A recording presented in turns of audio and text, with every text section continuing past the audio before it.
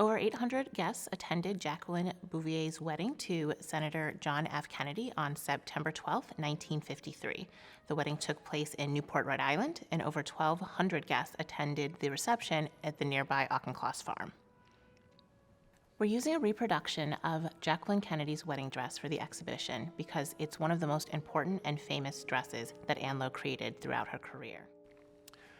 As many people appreciate, materials, fabrics, textiles, they deteriorate over time. They become much more fragile over time. And this piece in particular has only had a little bit of display time, most recently 20 years ago, and only for a brief period of time. And as you try to balance the importance of preservation with the importance of making something accessible to the public, I think this was a terrific partnership and opportunity to create a replica that was so much like the original, only better, I think, because it is perfectly intact and you can see all the details of it. The scope of the reproduction of the Jacqueline Bouvier wedding gown was something that Winterthur was uniquely positioned to do because we have the benefit of our textile conservation lab, but also our relationship with the University of Delaware. We were able to have that privilege of looking at the original and understanding the history behind the details, and then coming back to Winterthur and University of Delaware and create that exact reproduction. Spent 3 days at the JFK Library where I documented every detail of the dress. I measured every section of it. I looked at the grain lines of the fabric. I evaluated the construction and went back to my home studio and I documented everything there. I took many sketches and then I recreated the pattern and did all of the sourcing of the fabrics and trims. There are numerous details that make this gown the culmination of Ann Lowe's work. She has this pleating technique across the bust line. She has another pleating technique around the rib cage of the garment, the swags and how she develops and manipulates the fabric, how she created her corset. You see in a lot of other gowns as well. There's this zigzag creation across the bust line. There's how she put in the waist stay, and then there are the little wiggle bones. So when I first saw the dress, the Jacqueline Kennedy dress at the JFK Library, I was struck by the similarities in construction techniques with the Jackie Kennedy dress and the other dresses that we had examined that were made by Ann Lowe. This is particularly true of the interior bodice construction. We see boning and waist tapes that are harken back to an earlier era of dressmaking from Edwardian and Victorian times.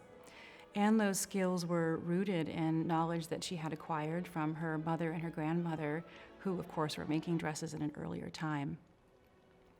She was basically building the undergarments directly into the dresses so that the wearer could put the dress on with minimal fuss and feel confident that the dress would stay on exactly as intended for the special event. Ann Lowe's wedding dress for Jacqueline Kennedy was considered very fashionable for the period. It shows off the new look silhouette that dominated American fashion during the 1950s. This consisted of small shoulders, a tight waist, and large skirts. It was inspired by historical 19th century fashions. Added details like ruffles and pleats added to the feminine embellishment. The addition of wax orange blossoms nods to 19th century wedding traditions made popular by Queen Victoria. The 1950s was a period in American history when society re-embraced what they called traditional values. As soldiers came home from World War II, women were expected to move out of the public sphere of work and back into the domestic sphere of the home. It's important to note, however, that Black women were expected to work. Even though Lowe was a business owner and was able to exercise her creativity as a designer, it's important to note that she worked from a very young age until her retirement in 1972. A lot of people do realize the importance of the wedding dress for Mrs. Kennedy. It's just an iconic thing that I think influences fashion, as so many of Mrs. Kennedy's dresses did. I think it's important from the point of view of Ann Lowe and her contributions to American fashion and design. Not many people realize that Ann Lowe's workspace was flooded just 10 days before the wedding. She had to scramble and rebuild the dress from scratch in those 10 days. And just the notion of something that would be so feminine, so powerful, and yet so, I believe, designed in such a way that it would be so comfortable to wear and confidence building for the person wearing it. I think there's so much in the details of it. It's just spectacular. Jacqueline Kennedy's wedding dress is one of the most significant designs in Ann Lowe's career because it was seen by millions of people. Not only was Kennedy very prominent as First Lady, she was also a fashion icon. Later in her career, when Ann Lowe began to receive press attention, journalists never failed to mention that she designed Jacqueline Kennedy's wedding dress because it was an important point of entry to realize Lowe's impact on American fashion. The process of recreating this dress and the result, having an accurate representation of the original, is so important to help audiences understand Lowe's significant impact in shaping what American fashion looked like. It is a centerpiece of the exhibition. For Winterthur to have the opportunity to make this reproduction was a privilege because in this wedding gown, you have the culmination and embodiment of so much of Ann Lowe's legacy and achievement with her craftsmanship.